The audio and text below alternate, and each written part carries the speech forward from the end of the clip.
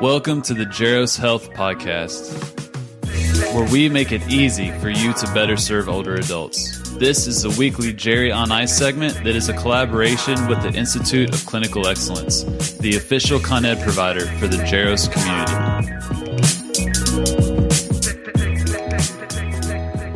All right, we are live. Good morning, y'all. My name is Dustin Jones. This is the PT on Ice Daily Show.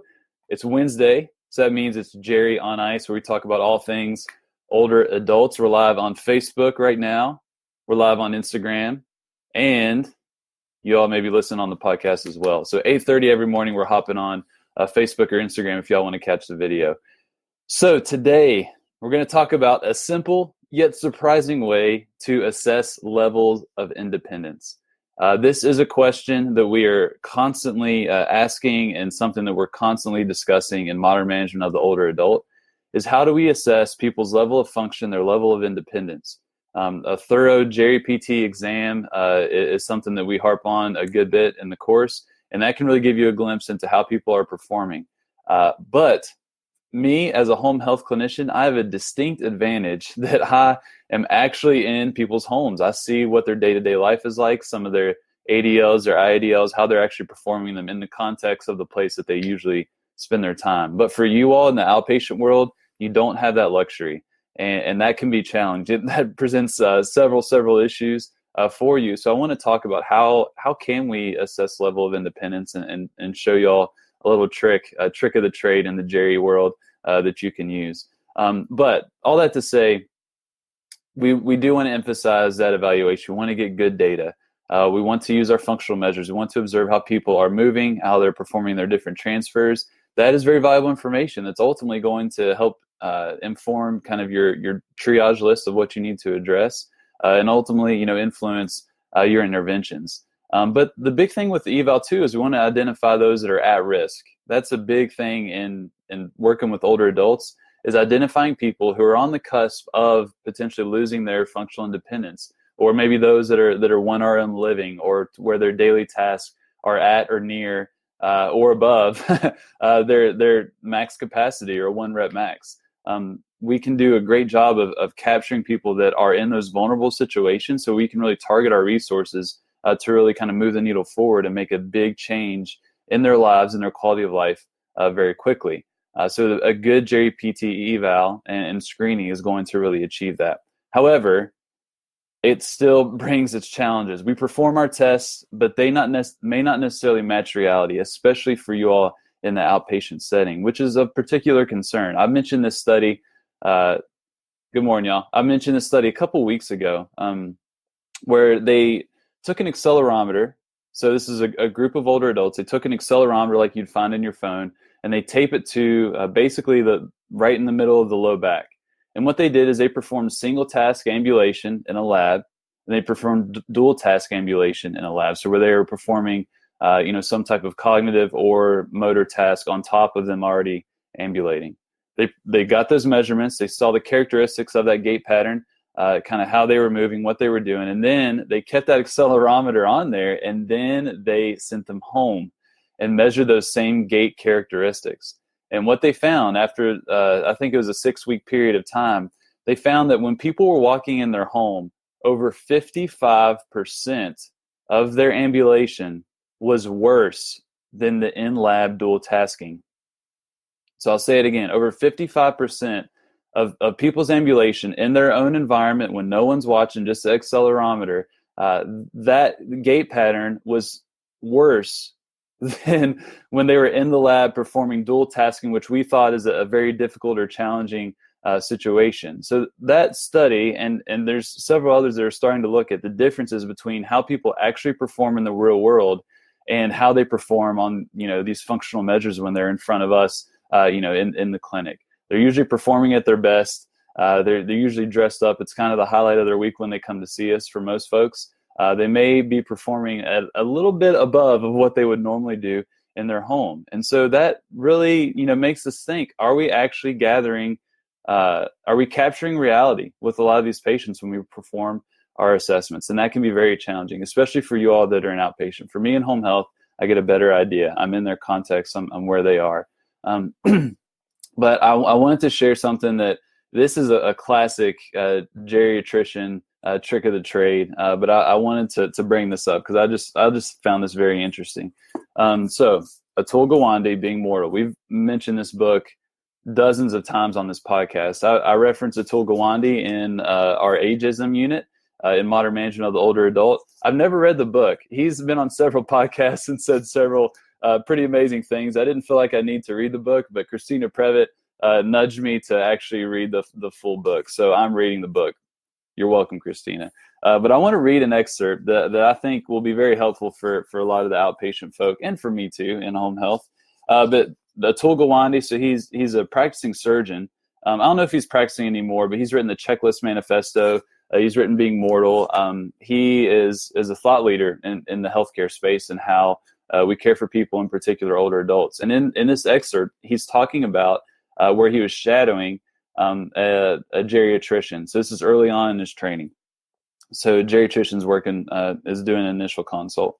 So this is Atul Gawande speaking. I tried to think what could be accomplished in this particular visit. She, the patient, was in good condition for her age, but she faced everything from advanced arthritis and incontinence to what might be metastatic colon cancer. It seemed to me that with just a 40-minute visit, Blue Doe, which was a geriatrician, needed to triage by zeroing in on either the most potentially life-threatening problem, which is a possible metastasis, or the problem that bothered her the most, the back pain. That's something that we come across all the time, don't we? But this was evidently not what he thought. He asked almost nothing about either issue. Instead, he spent much of the exam looking at her feet. Is that really necessary? The patient asked when he instructed her to take off her shoes and socks. Yes, he said. After she left, he told me, you must always examine the feet. He described a bow-tied gentleman who seemed dapper and fit until his feet revealed the truth. He couldn't bend down to reach them, and they turned out not to have been cleaned in weeks, suggesting neglect and real danger. The feet don't lie. That's the secret. I think that's a simple solution. Assess the feet. Have people take off their shoes. Have people take off their socks. I know that may sound a little disgusting for some of y'all. Good morning, Sarah, that may not do a regular foot assessment.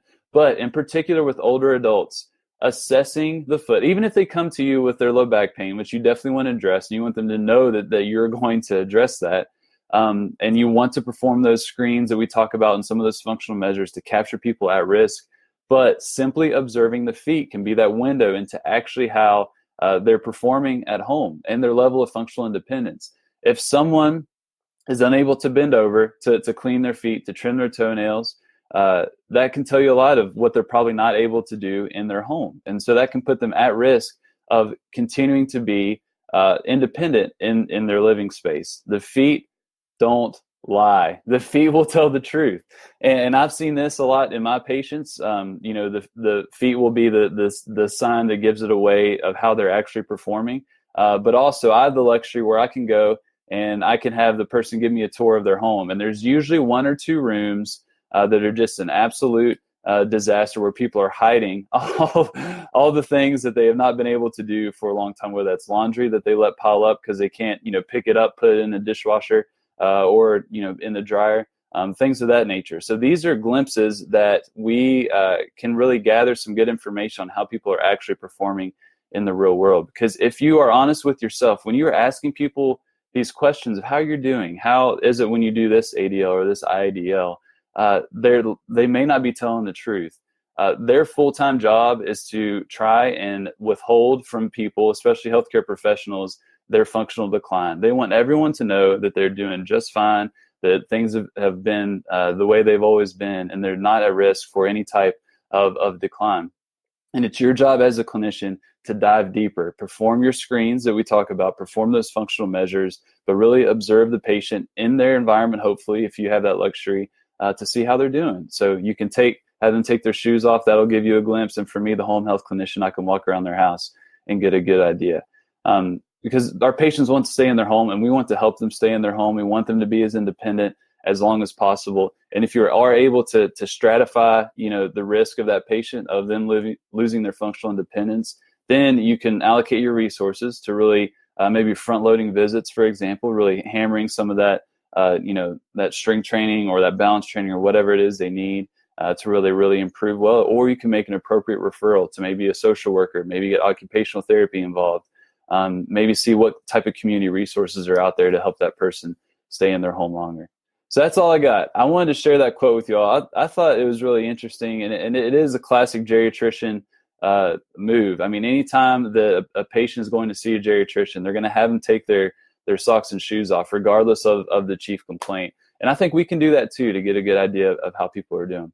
So, all right. So you all have a lovely Wednesday. I do want to mention Modern Management of the Older Adult, the online cohort, 8 weeks, is starting up June 9th. So this Sunday, Christine and I are very excited about this cohort. We're making a few tweaks to things and how we order and just make sure the flow is optimal with the course. So we're really excited about that. We're also going to be in Asheville, North Carolina, June 23rd, that weekend, around there. So we're pretty excited about that. And I know there's lots of other courses going on. Most of them are full, unfortunately for you all that missed the boat. But if you want to make sure that you stay on top of what courses are coming to your area or when the online cohorts are coming out, the best way to do that is just to go to ptonice.com, go to the bottom of the page, type in your name, type in your email, and you're going to get on our Hump Day Hustling email list. And what that is, every Wednesday, so Jeff's probably going to be sending it out right about now, you're going to get 5 helpful links of either research articles, blog posts,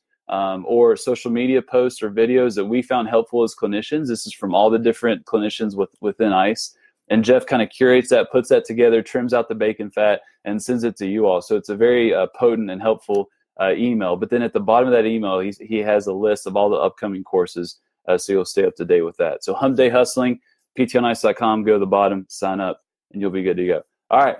Y'all have a good one. I'll talk with y'all in a couple of weeks. See you.